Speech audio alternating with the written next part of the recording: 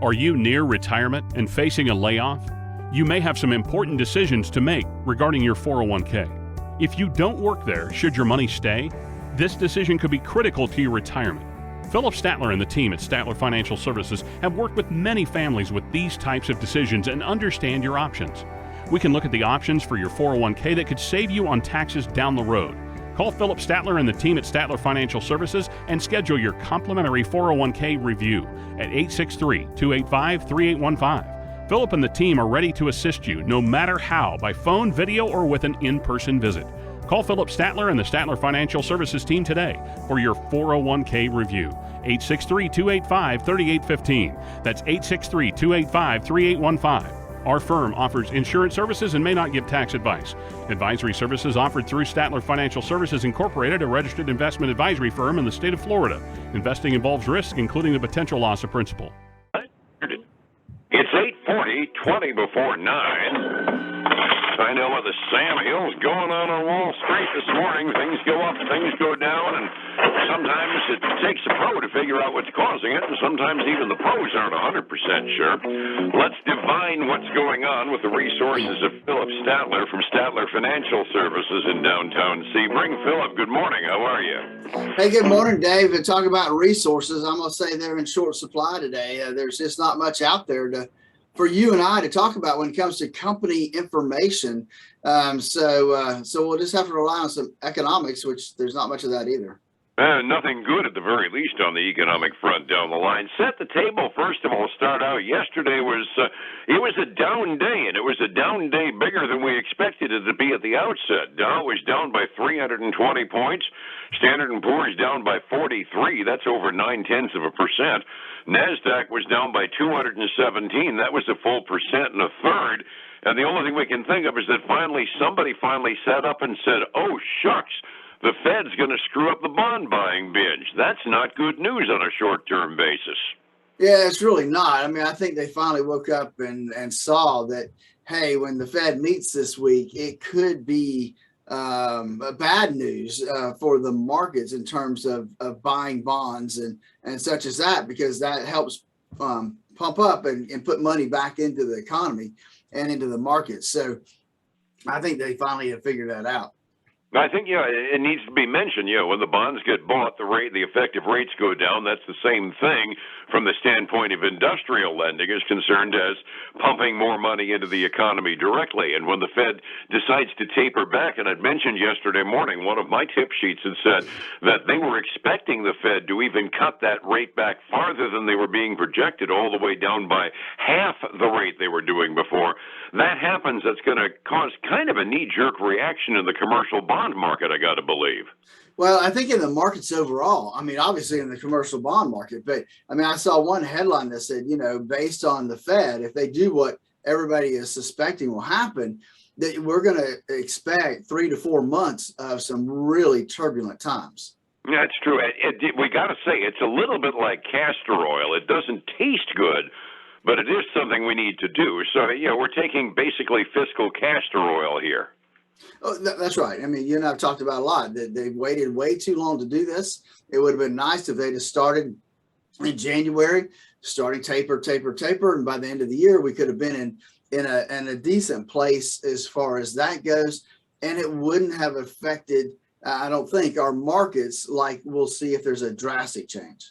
It'll be interesting. If our reading is right, that yesterday's 0.9% dump in the market was an indication of a reaction of fear to what the Fed does, if they actually do it tomorrow afternoon at 2 p.m. when they announce it, we'll probably have a real seismograph on the daily charts, and that kind of leads me into the government data dump for this morning, because the indications are tightening up the money supply a little bit would probably be a good idea. Producer price index, year over year, they were expecting 9.2%, which is enough to make most folks drop their false teeth.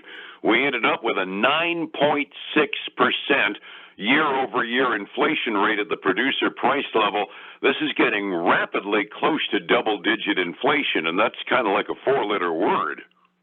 It really is. That's it just shows the continued inflation, and that's being caused a lot now by supply chain issues that don't seem to be getting taken care of. I mean, I was talking to somebody yesterday, and we were talking about, look, this has been going on for 2 years now. Why can't we get the supply chain issues fixed? Because you would think within 2 years you could have figured this out and gotten things back on track and get them where they need to be. And given the fact that the boats are out there off the coast of California, it was interesting. We had this big ballyhoo earlier in the year about how we were going to help federally encourage and even offer some subsidies to help the ports go to all 3 shifts, 24 hours. Okay, fine. I don't know what's happened on that, but the number of ships anchored off the coast of Los Angeles, last count I saw, it's actually gone up instead of down. Yeah, it's all that Christmas stuff sitting out there we can't get, sitting out there in the ports. And I think the issue is, my best guess when I was out there in California is I think a lot of it is because of California, and so let's put away our politics and let's get stuff off those boats and get them out to people. Yeah, this is just flat out getting weird. Just running through the rest of the data dump numbers, the headline for this 9.6% annualized inflation on the producer level. Month by month, we were expecting a 0.5% increase. Last month, we got 0.8%. As far as the core producer price index, this is the closest thing we got to anything resembling decent news. Year over year, they expected it to be at 7.2%. It was 6.9%, which is still El Stinko, but last month it was worse than they expected it to be on the core producer price index either. And we always have to remind folks that the producer price index simply is a 1 or 2 month leader that gives us an idea of where the consumer price index goes, and who in the heck wants to see an official double-digit inflation rate around here? Oh, that's for sure. And so that's it. Just gives us an indication what the CPI will be come February, March of next year. Hey, we did have a tidbit of good news, Dave. I don't know if you saw the National Federation of Independent Businesses, their small business index did come out early this morning.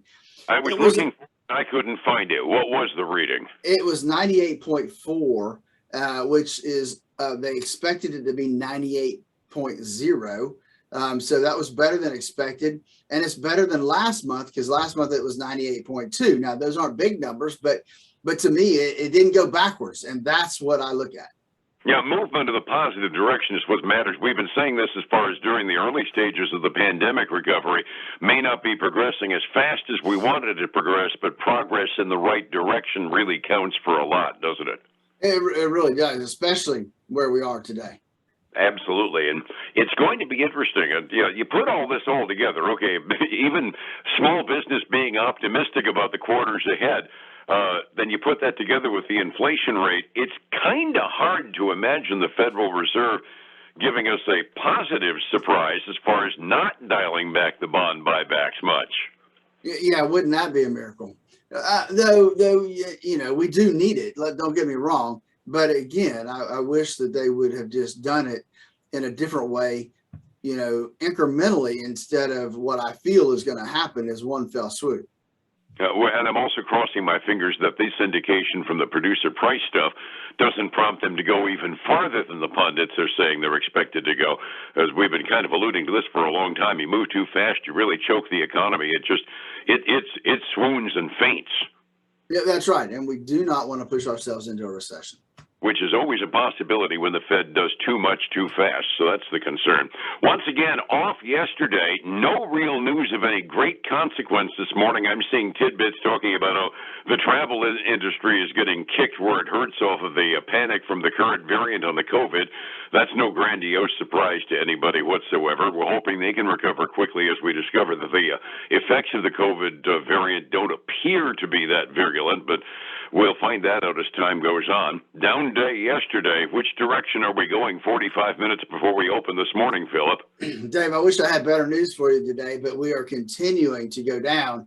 As soon as that PPI the PPI came out, Producer Price Index came out, it immediately started, the red started getting bigger. So right now we got the Dow 30 down $105. That's 0.3%.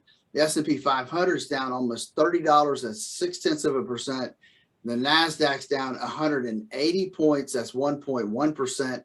The Russell 2000 is right in there with it. down almost $24, down about 1.1%. So everything's getting hammered there. The VIX is up 5%. That's the volatility index on the S&P 500.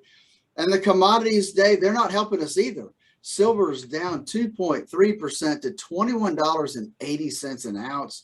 Gold is down 0.9% to $1,772 an ounce. And then we've got crude oil down 1.2% to $70.44 a barrel. That is legitimately down a little bit from yesterday, so that augurs at least for a little more stable on the gas prices, doesn't it? Yeah, it does, and so that's some better news there, and hopefully it will continue. I heard on the news today, gas prices are down about, I think they said about 20%, 20 cents from their highs a month or so ago. I never thought $3.30 a gallon would look like a bargain, but it actually does these days, doesn't it? It does. Getting down to 320, 325 is looking better and better. Yeah, fill up fast. It's a gas war. We're down to $3.25 a gallon. Yeah. Overseas markets, Asia was looking at us yesterday and going, ugh, they were almost all universally off. European markets are mixed. I got a little bit of positive ink on the English side of the channel. Germany or France are both down by about 1/3% halfway through their day. You can't control what goes on in the markets. Even the markets can't control what goes on because they're affected by outside factors.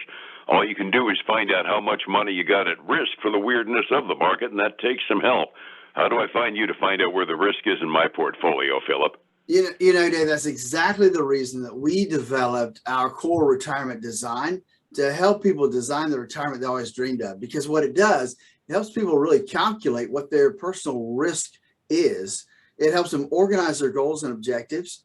And then it helps us review, what are you paying in costs and expenses, and what's that risk costing you as far as volatility? And then we help you establish a risk optimized portfolio. To do that, give us a call at 863-382-0037. Check out our website, statlerfinancial.com. Join us this weekend for the Statler Financial Radio Show, 6 a.m. and noon on Saturday, 10 a.m. Sunday morning on Highlands News Talk, 730 and 95.3 FM. I do believe the Saturday show is going to be an 11:30 show because I think there's a 12:30 Gator start on Saturday afternoon. Gotcha. All right, man. Well, a little earlier. I appreciate it. We will plug accordingly and direct people to the right place. Phillip, thank you so much, and we'll catch you tomorrow, all right? All right, man. You have a great day. Be well. It's 105.7 Light FM and Statler Financial Services, Phillip Statler. Hey, folks, again, I want to thank you for joining us today. It is Tuesday. Hey, you got a couple more days before Christmas. Get your shopping done. I hope you'll join me again tomorrow. Take care. Until then, bye now.